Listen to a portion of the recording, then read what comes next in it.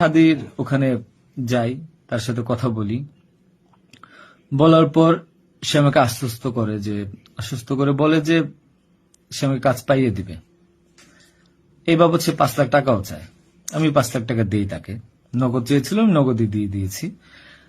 দেওয়ার পর সে আমাকে বলল, ভাই আপনি অ্যাজ এ ডোনার হিসাবে আপনি আমার যেই প্রোগ্রামগুলো হয় নির্বাচনী প্রচারণা, একটা অফিস দিয়েন বা প্রচারণের মাঝে মধ্যে একটু ছেলে পেলেরে হাদিয়ে দিয়েন।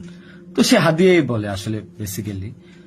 তো আমি এরপরে শুক্রবার আমাকে আসতে বলে, আমি প্রথম শুক্রবার তার সাথে যাই, প্রচারণা করি। সেই সুবাদে আমি আমার 2টা ছোট ভাই নিয়ে গিয়েছিলাম, যারা এলাকার লোকাল। তো এখন তাদেরকে হয়তো আসামি করা হচ্ছে, আমি জানি না। তারা কিছুই জানে না, যেমন আমি জানি না, তারাও জানে না। তো তারপর তাকে আমি 5,000 টাকা দিই। তার সাথে যে ছেলেটা আছে জাবের, তাকে জিজ্ঞেস